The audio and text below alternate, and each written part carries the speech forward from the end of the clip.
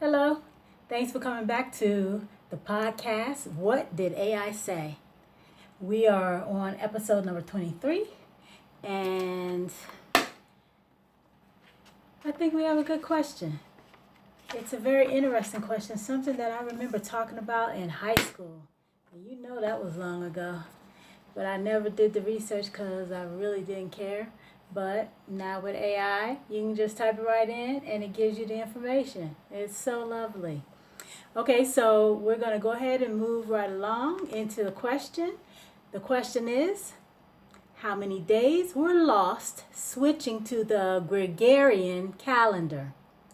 Anybody remember this? Okay, we're going to go ahead and start with what Chatgpt had to say about it. When the Gregorian calendar was introduced in 1582, 10 days were skipped to correct for inaccuracies in the previous Julian calendar. Details. The Julian calendar miscalculated the length of the solar year by about 11 minutes per year. Over centuries, this caused the calendar to drift out of alignment with the seasons. By the 16th century, the vernal equinox, important for determining Easter, was about 10 days earlier than it was at the time of the Council of Nicaea in 325 AD.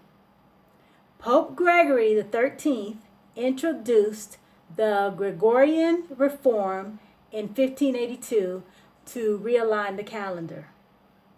Thursday, October 4th, 1582 was followed by Friday, October 15th, 1582, skipping 10 days. Adoption. Not all countries adopted the Gregorian calendar at the same time. Catholic countries like Italy, Spain, Portugal adopted it in 1582. Protestant and Orthodox countries adopted it much later. Britain and its colonies switched in 1752, skipping 11 days. Wednesday, September 2nd was followed by Thursday, September 14th. Russia didn't switch until 1918 and Greece in 1923. So the number of days skipped depends on when a country switched. But the original reform involved 10 days lost in 1582. So that was ChatGPT's answer, and that's very interesting. I remember in high school, I think there was like a kid who thought we had lost years. And it was such a big debate. And like I said, I had no interest in going to the library and trying to research it. But now that we have AI, it's nice to hear what they have to say about the information they gathered from all printed sources. So let's go ahead and check on what Deepseek had to say. A reminder of the question: how many days were lost switching to the Gregorian calendar? Okay. The number of days lost during the switch to the Gregorian calendar varied by country and year of adoption, due to the accumulating discrepancy between the Julian and the Gregorian systems. Here's a breakdown. Number 1, initial adoption in 1582, 10 days skipped. Catholic countries like Italy, Spain, Portugal, and France skipped 10 days in October 1582. October 4th was followed directly by October 15th to realign the equinox with March 21st. This corrected the 10-day drift accumulated since the Council of Nicaea in 325 AD. Number 2, Britain and American colonies in 1752, 11 days skipped. By 1752, the Julian calendar had drifted further, requiring an 11-day adjustment. September 2nd was followed by September 14th. This caused public confusion. Some protested the lost days, fearing shortened lives or lost wages, though historians debate the scale of riots. Number 3, later adopters, up to 13 days skipped. Russia and Greece switched in 1918 and 1923, skipping 13 days due to centuries of additional drift. Alaska, which was then Russian territory, skipped 12 days in 1867 when transferred to the U.S.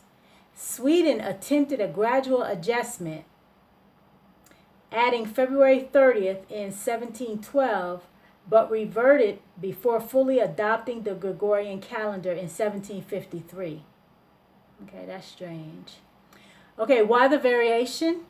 The Julian calendar overestimated the solar year by 11 minutes 14 seconds annually, causing a one-day drift every 128 years. The longer a country delayed adoption, the more days needed for correction. Keynote: the skip days only adjusted dates. The cycle of the week, including the Sabbath, remained uninterrupted. Okay. So there you have it. How many days were lost switching to the Gregorian calendar? It wasn't years. It was just a different amount of days depending on what country you were in at a certain year. So that was very interesting to narrow down. And how does this affect our daily lives? In this case, probably not much, just to give you a tad bit of trivial information that you can impress your friends with. But it was just something that had come up. I remembered it and I said, you know what, let me go ahead and ask the question and see if I can get some details on how this goes. So it wasn't 100 years or 10 years, so we're not, like I said, people always think it's such a long time that we're not the right age and this and that, but no, it's days. Okay, so we're going to go ahead and move on to our positive saying for this episode. And this positive saying is going to come from